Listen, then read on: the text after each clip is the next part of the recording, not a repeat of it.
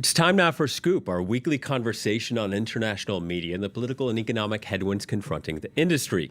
We look at who shapes the narrative and explore journalistic ethics. With trust in the press at a nadir, it's a critical eye on a critical profession.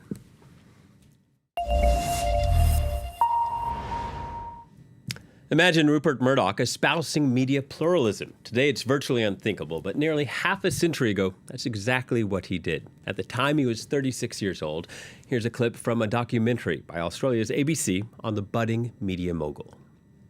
Of course one enjoys the feeling of power, although, if I can just hold you there for a minute, I think that this question of the power of newspaper proprietors can be greatly overdone.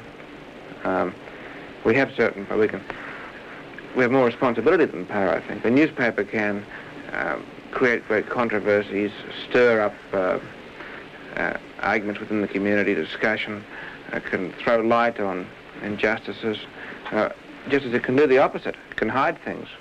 I think the important thing is that there'd be plenty of newspapers with plenty of different people controlling them, so that there's a variety of viewpoint, and that there's a choice for the public.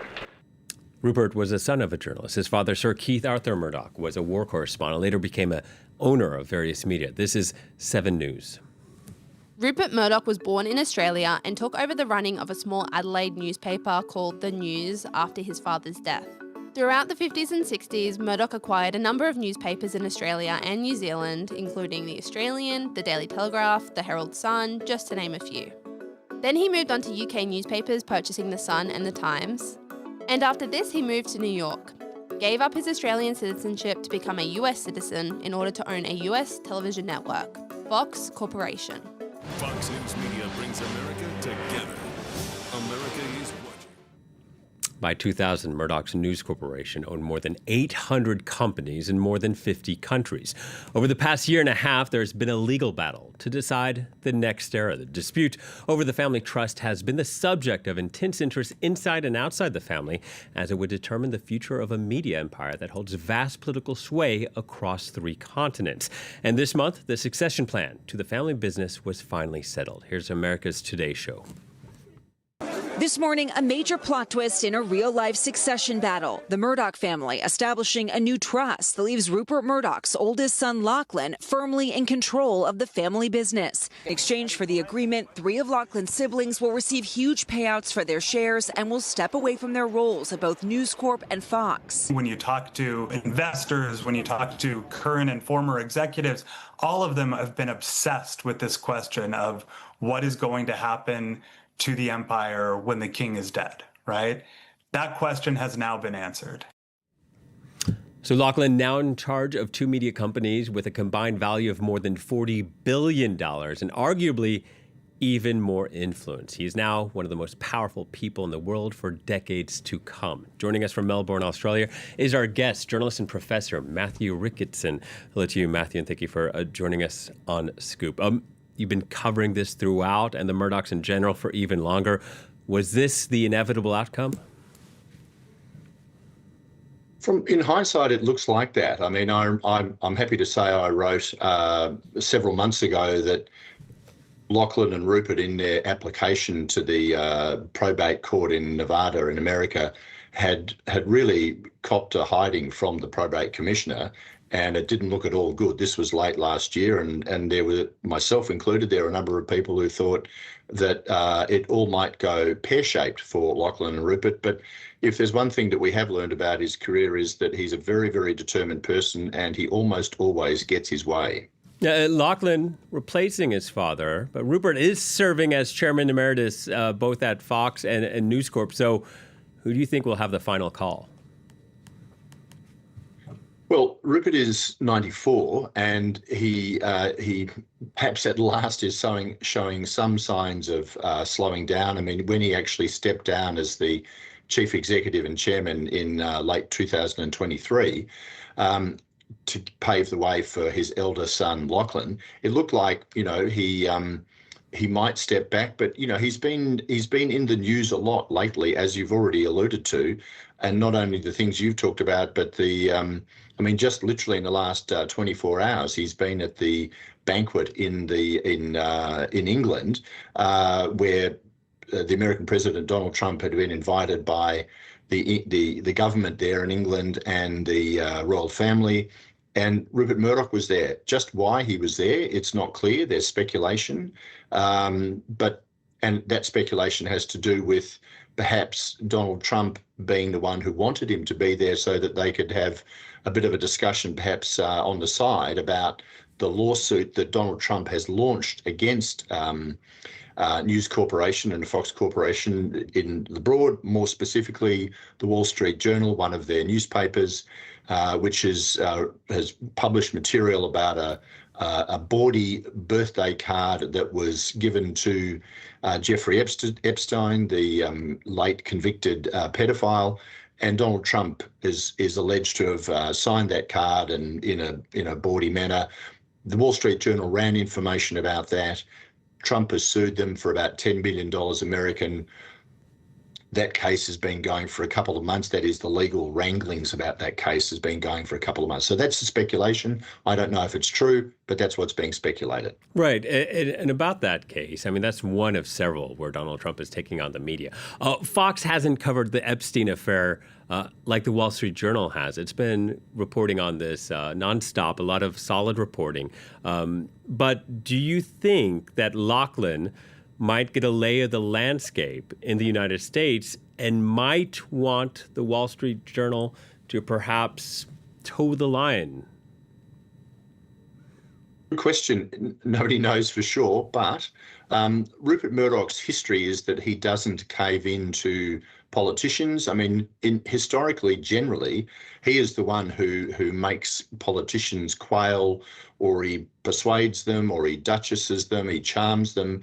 That's been his both his pattern and his modus operandi for many years now. So there's that. But just why he might there might be this potential for Lachlan to solve the lawsuit. That is, I mean, Donald Trump, as you've said, is monstering all sorts of media companies in America, and in quite outrageous ways. I mean, this is a country that has the First Amendment to the US Constitution. It enshrines free speech. And yet Donald Trump seems to be operating on a principle: you can have free speech as long as it's speech that agrees with me. Yeah, and real quickly, going back to Rupert and his politics, he obviously has a conservative slant to the media that he runs. How does Lachlan's politics line up with his own? I know there's been a lot of writing about things from climate change to even whether or not to support Trump in the 2020 election. Where do Rupert and Lachlan go in terms of what they see eye to eye and if there's any differences? Look, again, most of my knowledge here is based on not so much conversations with the Murdochs, but with reading and following their career for many years. Reportedly, Lachlan is further to the right than his father. His father is right-wing, there's no doubt about that, has been for many years. He began as a moderately left-wing person in his very, very early days, but this is a long, long time ago. He's been right-wing. He's a kind of Ronald Reagan right-wing conservative. That's been his kind of ideological home, if you like. But that was in the 1980s and 1990s.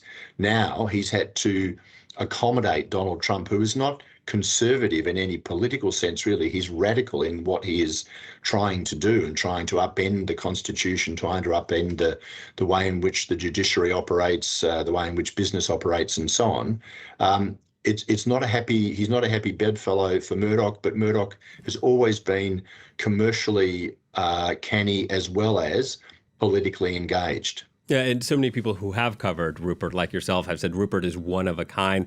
Lachlan might not be inheriting this empire if he had a different family name.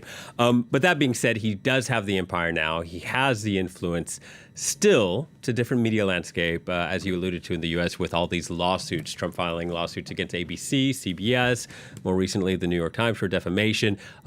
Public funding for public broadcasters has been revoked in the U.S.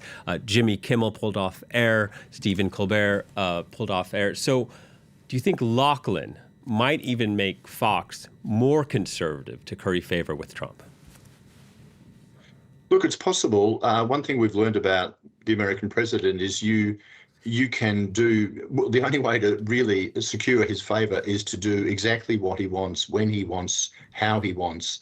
If Lachlan Murdoch is prepared to do that, then maybe he will be able to work well with Donald Trump. But as you've already said, there's lots and lots of media companies in America and who are falling foul of Donald Trump, and they have already been trying to kowtow to him and to his desires and wishes.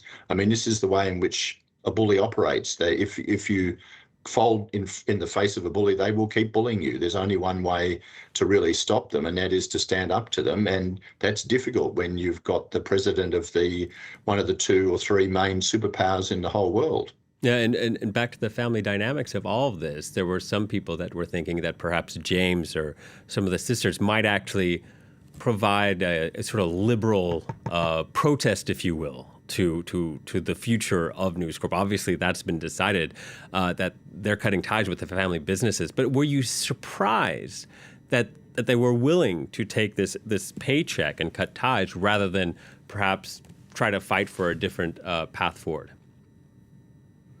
Well, it's very hard to tell, particularly with Prudence, the eldest daughter, a little bit less so with Elizabeth and a little bit less so more with James, where exactly their politics lies. There's been speculation, but James is really the main person who's come out publicly and made statements where he's explicitly opposed the way in which News Corporation has been and Fox Corporation have been covering issues like climate change and the first Trump administration and so on. But, the proof is in the pudding. They took the money and ran. I mean, they took a very large sum of money. It was over $1 billion US. But they've checked out, and the agreement says that they need to remain out of the company. So who knows what they might do. But as you've already said, Lachlan is perhaps the chief executive, at least partly because he has the name Murdoch as distinct from his own qualities. The same would apply to James and Elizabeth and to Prudence. I mean, Prudence has never been particularly involved in the media. Elizabeth and James have. And real quickly, running out of time, with the succession taken care of, what about mergers and acquisitions, News Corp and Fox? Will they maybe try to do a merger again? I just want you to speculate about what the cards hold. Sure. Look, there is some talk about that. They tried that a couple of years ago. One significant thing which has happened and which will play a role here is that Lachlan and Rupert Murdoch's stake in the companies overall has slightly dropped as a result of needing to find money to do this deal to buy out their 3 siblings, 3 children. So that's been diminished, and they also needed to take out a large loan from JP Morgan Bank. So that they're slightly more financially vulnerable, and of course Rupert is moving to the side. So there is some speculation about what might happen there, which is not entirely in Lachlan Murdoch's court. That is, he's got pressure on him at the moment, which and who knows where that will go in terms of businesses. I don't think there'll be lots of mergers and acquisitions at this stage. All right, Matthew, thank you so much for your time. Professor Matthew Ricketson joining us from Melbourne. Thank you. My pleasure. And that brings us to our quote of the day, and it comes from Rupert Murdoch himself, who perhaps jokingly said at the World Economic Forum in 2009, quote, "Monopoly is a terrible thing till you have it." That's it for this edition of Scoop. Thank you for watching, and please stay tuned to France 24.